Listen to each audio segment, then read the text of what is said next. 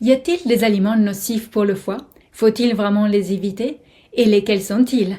Bonjour, je suis Martha Irico, auteure de nombreux articles sur le site Apprendre à prendre soin de soi. Sur cette chaîne YouTube, je vous présente mes découvertes et mes astuces pour accompagner l'organisme vers le plein de vitalité et d'énergie à travers l'alimentation de tous les jours. Oui, les aliments ordinaires, comment les choisir, quelle méthode de cuisson privilégier afin de permettre à tous nos organes de nous donner le meilleur d'eux-mêmes. Si c'est le foie qui vous intéresse avant tout le reste, sachez que j'ai déjà partagé de nombreuses vidéos à propos de cet organe incroyable. N'hésitez pas un seul instant à vous abonner à cette chaîne car j'ai publié régulièrement des vidéos pour améliorer la santé du foie et le métabolisme tout entier. Aujourd'hui, je vous parle des aliments qui ralentissent le foie. Un foie qui ralentit s'est traduit par la prise de poids assurée, une mauvaise assimilation des nutriments, des difficultés du transit et beaucoup d'autres inconvénients. C'est la porte ouverte vers de nombreux problèmes de santé. Donc il vaut vraiment la peine d'apprendre quels sont les aliments dont le foie raffole et lesquels il est préférable d'éviter. D'éviter? J'ai dit éviter? Oui, dans l'alimentation de tous les jours, il vaut mieux les éviter, bien qu'occasionnellement, quelques exceptions peuvent nous échapper, lors de repas festifs par exemple. Mais réservons ces aliments aux repas exceptionnels et ne les faisons pas devenir nos plats de tous les jours. Numéro 1. La courge, la patate douce et les carottes, spécialement cuites. Ce sont des légumes riches en bêta-carotène, précurseurs de la vitamine A, qui arrive à mettre en difficulté même un foie parfaitement sain, si elle est consommée en trop grande quantité. Notre corps a besoin de vitamine A et nous en trouvons dans plein d'autres aliments comme le beurre, le foie de morue, le chou vert, pour n'en citer que quelques-uns. Mais si nous enchaînons par exemple des carottes cuites, du chou vert, des patates douces, un velouté de potiron, des carottes râpées mayonnaise, notre foie panique car c'est trop et il finit par se trouver vraiment en difficulté. Numéro 2. La viande mijotée. Le foie a besoin d'une bonne quantité de protéines pour se régénérer. Les viandes maigres issues de cuissons courtes et aussi les viandes crues lui fournissent des protéines de haute qualité et faciles à assimiler. Tandis qu'une cuisson prolongée dénature les protéines de la viande, obligeant le foie à travailler davantage avant de pouvoir les utiliser. Pourquoi lui compliquer la tâche alors qu'il a déjà beaucoup à gérer? Le foie assure de nombreuses fonctions vitales et se trouve au cœur de nos métabolismes. En le surchargeant, on risque de trop le ralentir et finit par s'épuiser. Numéro 3. L'œuf dur.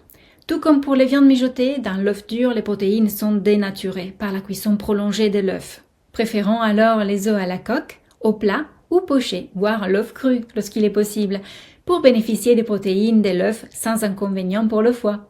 J'avais détaillé la question de l'œuf pour le foie dans une vidéo précédente. Je vous mets le lien en description et en haut de cette vidéo. Numéro 4. Les fromages affinés. Ah là là, j'ai l'impression de voir le visage de certaines personnes quand j'annonce qu'il faut lever le pied sur les fromages. Et on me répond « Non, pas le fromage. Et je fais comment sans le fromage ?» J'exagère à peine.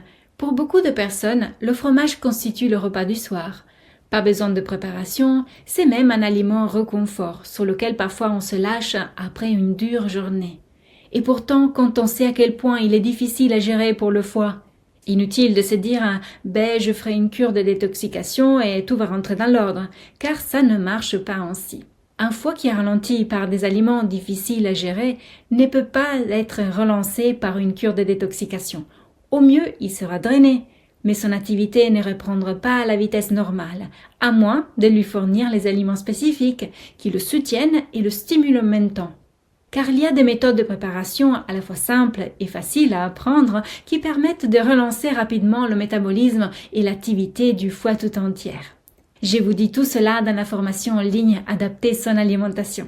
C'est un parcours modulable selon l'âge et le style de vie de chacun pour apprendre à soutenir chaque organe dans le foie. Vous y trouverez des recettes et des menus tout prêts à l'emploi pour en faire accélérer de manière maîtrisée le métabolisme du foie. Pour vous inscrire, suivez le lien en dessous de cette vidéo. Numéro 5. Et pas le moins important, l'excès de glucides. Vous me direz que ce n'est pas un aliment. En effet, c'est un ensemble d'aliments qui inclut tous les aliments à base de céréales, avec et sans gluten, et aussi les fruits, les sucres et également les légumineuses qui sont très riches en glucides. Notre alimentation moderne nous pousse à consommer de nombreux produits à base de céréales, du matin au soir. Certains contiennent des sucres lents et d'autres aussi des sucres rapides. Dans les deux cas, ces aliments font augmenter le niveau de glycémie dans le sang. Dans le cas des sucres lents, leur absorption est plus lente, mais néanmoins présente, surtout si nous ne savons pas modérer les quantités. Nos vies sont de plus en plus sédentaires et la consommation importante de céréales n'est pas si justifiée qu'elle l'était à l'époque où on travaillait surtout dehors ou en industrie avant l'ère des ordinateurs. Aujourd'hui, nous devons vraiment apprendre à maîtriser notre taux de glycémie, à préserver son équilibre si nous ne voulons pas avoir des problèmes de santé même graves. L'excès de glucides est une parmi les causes de cancer, on ne plaisante pas avec ça. Considérons que par rapport à nos besoins d'aujourd'hui, nous avons tout intérêt à apprendre à tirer notre énergie aussi bien des céréales que des aliments riches en lipides, comme les olives, l'avocat, la mayonnaise, l'huile d'olive, etc. Les lipides nous fournissent une énergie plus stable et constante, sans compter qu'ils nous aident pour préserver les membranes cellulaires, le bon fonctionnement du cerveau, prévenir le vieillissement prématuré de l'organisme, etc., etc. Ne misons pas uniquement sur les céréales pour obtenir de l'énergie. On est plus en forme avec des quantités modérées de lipides car la digestion est plus aisée et tous nos organes restent opérationnels plus longtemps. Et pour finir, je vous rappelle que l'hydratation contribue également au bon fonctionnement du foie et qu'il y a plusieurs façons de s'hydrater efficacement. Et pour avoir une bonne hydratation, il ne suffit pas simplement de boire de l'eau. Je vous explique clairement cela dans un document à télécharger via le lien sous cette vidéo. Quelle eau boire, ou plutôt 5 éléments pour s'hydrater. Téléchargez ce PDF en un clin d'œil et profitez-en car c'est totalement gratuit. Il ne me reste plus qu'à vous donner rendez-vous à demain pour la prochaine vidéo et souvenez-vous qu'apprendre à prendre soin de soi, ça s'apprend un peu tous les jours.